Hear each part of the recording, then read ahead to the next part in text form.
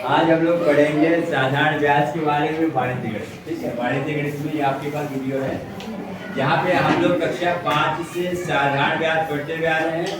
कुछ टर्म्स यहाँ पर है। मूलधन, मूलधन क्या होता है आपके पास? ये कक्षा 5 किताब में है।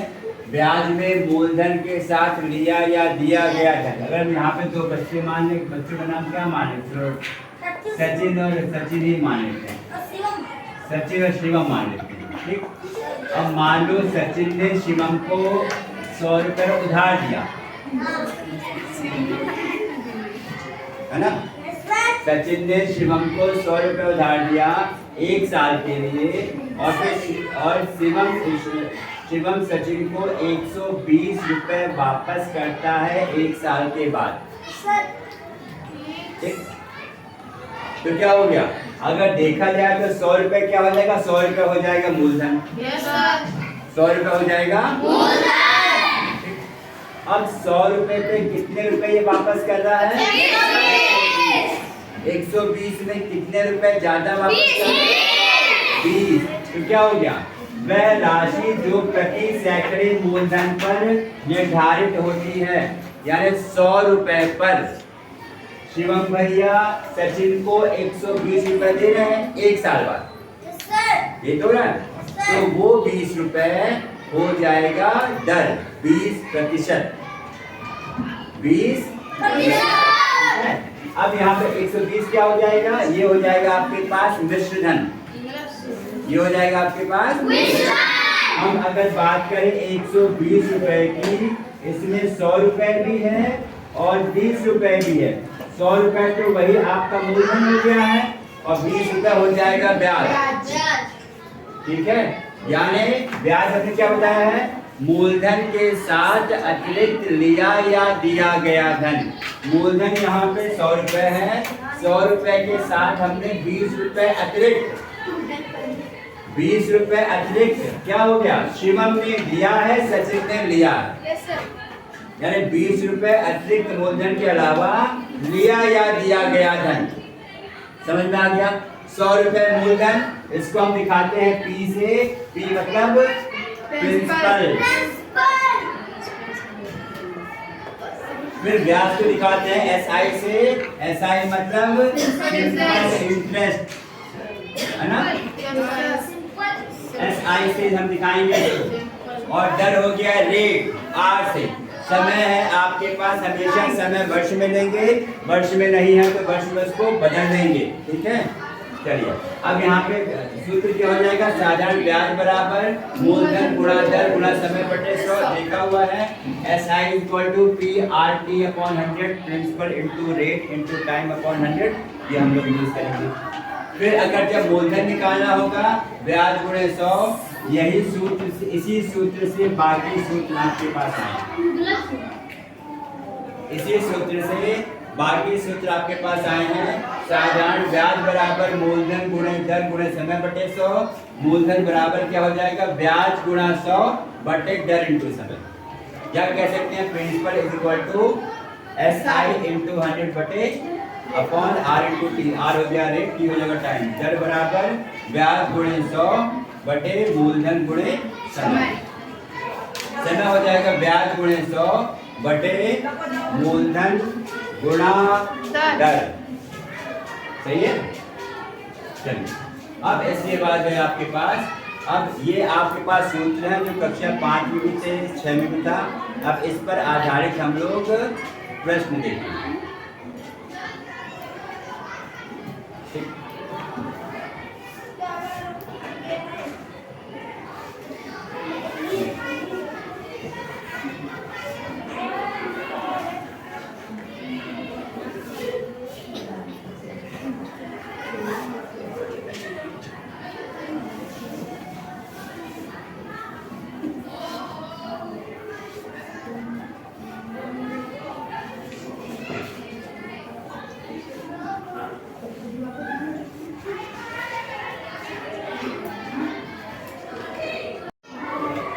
आइए अब हम लोग यहाँ पर प्रश्न देखते हैं साधारण ब्याज के। हम लोग इसके सूत्र देख चुके हैं। पहला प्रश्न क्या होगा? जैसा कि आपको बताया था, सूत्र में 4 चीजें थी आपके पास: मूलधन, प्रिंसिपल, दर, रेट, समय, टाइम, समय किस लिखते हैं हम लोग? वर्ष से लिखते हैं, ईयर्स। और साधारण ब्याज आपके पास सिंपल इंटरेस्ट, ठीक है। हम अगर पहले प्रश्न की बात करें, यहाँ पे प्रिंसिपल आपको 500 रुपये दिया है, मूलधन 500 है, दर 10% है और टाइम आपके पास 2 वर्ष दिया है। तो सिंपल इंटरेस्ट निकालने का फॉर्मूला क्या है बेटा? PRT/100, 500 गुणा 10 गुणा 2। यही था ना, ऐसा ही फॉर्मूला क्या था आपके पास? सिंपल इंटरेस्ट भाई P into T into R बटे 100, मूलधन गुणा दर समय गुणा समय बटे 100 था। इसको आप हल करेंगे, आ जाएगा कितना? आ जाएगा सिंपल इंटरेस्ट यहाँ पे आपके पास 100 रुपए। सही है। अब यहाँ पे एक और पोर्शन बताइएगा जिसे कहा जाता है मिश्र धन, जो बताया था अभी आपको कि ये ब्याज के साथ अधिक होता है। मिश्र धन को हम किससे निकालते हैं? ए से। ये होता है P प्लस SI, अमाउंट या मिश्र धन इक्वल टू मूलधन प्लस ब्याज। मूलधन यहाँ पे क्या है? 500 रुपए है। ब्याज कितना मिल रहा है पवन? 100 रुपए। तो यहाँ पे मूलधन कितना हो जाएगा? मिश्र धन 500 प्लस 100, यहाँ पे हो जाएगा आपके पास 600 रुपए। यानी अगर सचिन शिवम को 500 रुपए देता है तो 10% के हिसाब से 2 साल बाद शिवम सचिन को 600 रुपए वापस करेगा। सही है।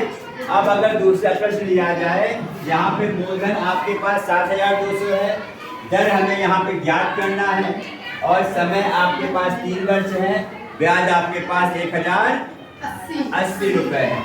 तो यहाँ पे रेट का फॉर्मूला क्या है बेटा? SI इंटू 100 बटे P इंटू T, ये है ना। ब्याज देख लीजिए, ब्याज 1080 है, गुणा 100 है बेटा, बटा यहाँ पे P हो गया है 7200 और क्या हो जाएगा आपके पास? समय हो जाएगा 3। इसको आप हल कर दीजिए, शून्य कट जाएगा। इसको कितने से कैंसिल हो जाएगा? कितना आ जाएगा? ये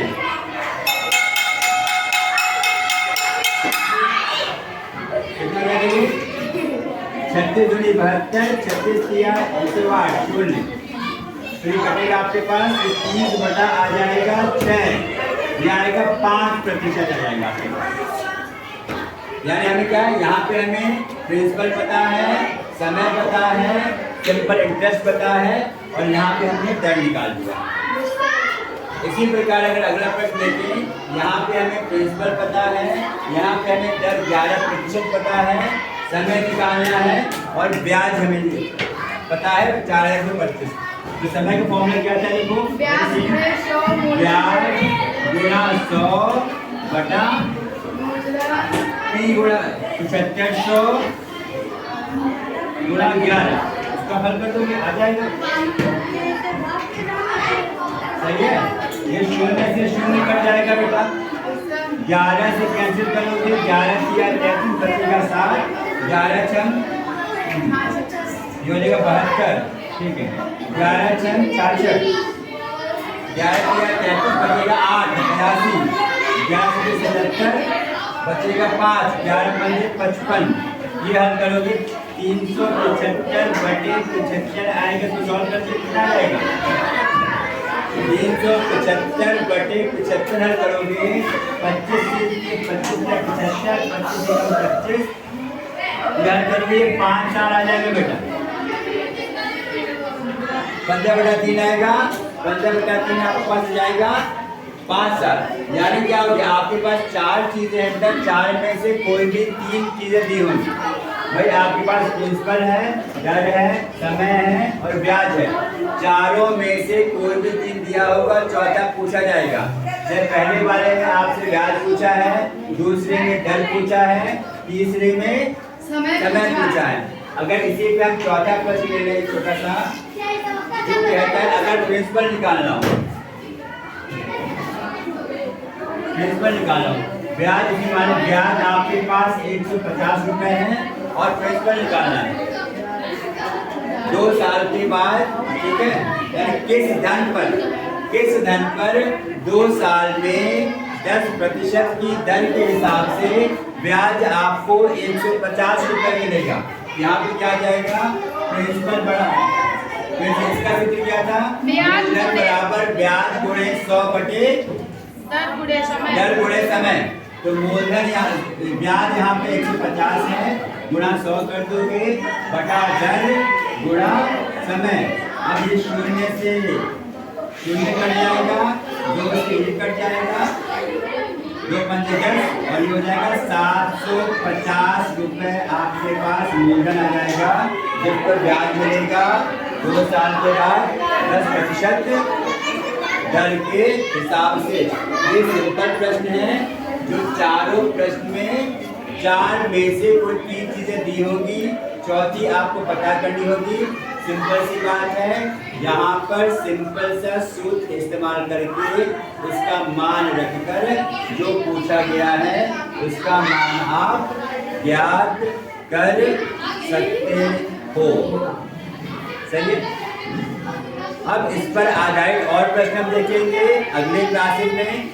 तब तक के लिए धन्यवाद। अभ्यास करते रहिए।